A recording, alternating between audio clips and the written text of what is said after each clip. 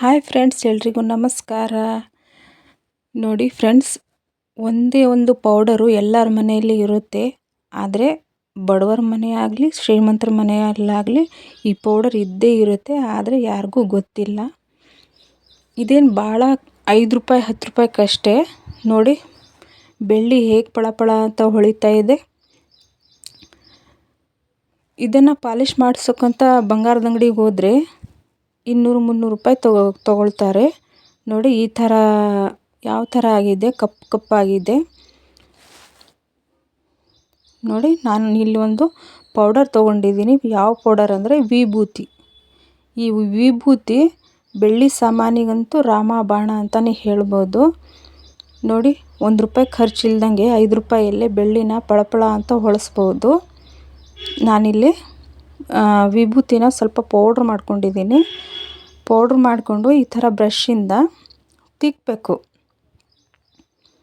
ಅದು ಗೆರೆಗೆರೆಲೆಲ್ಲ ಒಳಗಡೆ ಎಲ್ಲ ಕಪ್ಪಾಗೆಲ್ಲ ಕುಂತಿದೆ, ಅದೆಲ್ಲ ಹೋಗೋ ಹಾಗೆ ತಿಕ್ಕಬೇಕು. ಆದರೆ ಅದು ಸಂದಿಲಿರೋ ಎಲ್ಲ ಕೊಳೆ ಎಲ್ಲ ಹೋಗುತ್ತೆ, ಪಳಪಳ ಅಂತ ಹೊಳೆಯುತ್ತೆ. 1 ರೂಪಾಯಿ ಖರ್ಚಿಲ್ದಂಗೆ ಮನೆಯಲ್ಲೇ ನಾವು ಮಾಡ್ಕೋಬೋದು. ನೀವೇ ನೋಡ್ತಾ ಹೋಗ್ಬೋದು. ಇದು ನೋಡಿ ಸ್ವಲ್ಪ ಉಜ್ಜಿದ್ದಕ್ಕೆ ಎಷ್ಟು ಬೆಳ್ಳಿ ಪಳಪಳ ಅಂತ ಹೊಳಿತಾ ಇದೆ. ಇನ್ನೂ ಸ್ವಲ್ಪ ಇದು ನೋಡಿ, ಈ ಕಡೆ ನೋಡಿ ಎಷ್ಟು ಕಪ್ಪಾಗಿದೆ ನೋಡಿ. ಎಷ್ಟೇ ಹಳೆಯದಿರಲಿ, ಎಷ್ಟೇ ಕಪ್ಪಾಗಿರಲಿ, ವಿಭೂತಿ ಅಂತೂ ಮ್ಯಾಜಿಕ್ ಮಾಡುತ್ತೆ. ಆದರೆ ಈ ರಹಸ್ಯ ಯಾರಿಗೂ ಗೊತ್ತಿಲ್ಲ. ನೀವು ಕೂಡ ಟ್ರೈ ಮಾಡಿ ನೋಡಿ. ಅಷ್ಟು ನೋಡಿ ಎಷ್ಟೊಂದು ಕೊಳೆ ಇದೆ, ಬ್ಲ್ಯಾಕ್ ಆಗಿದೆ, ಪೂರ ಎಲ್ಲ ಕೊಳೆ ಬಂದಿದೆ. ನೋಡಿ ಎಷ್ಟು ಕೊಳೆ ಅಂದರೆ ಕೊಳೆ ಆಗಿತ್ತು, ಎಷ್ಟು ಪಳಪಳ ಅಂತ ಹೊಳಿತಾ ಇದೆ.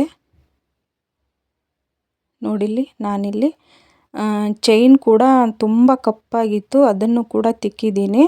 ನೋಡಿ ಬೆಳ್ಳಿ ಹೆಂಗೆ ಪಳಪಳ ಅಂತ ಹೊಳಿತಾ ಇದೆ. ನೀವೇ ನೋಡಿದ್ದೀರಲ್ವಾ ಎಷ್ಟು ಕಪ್ಪಾಗಿತ್ತು ಈ ಕುಂಕುಮ ಬಟ್ಲು ಅಂತ. ಇವಾಗ ನೋಡಿ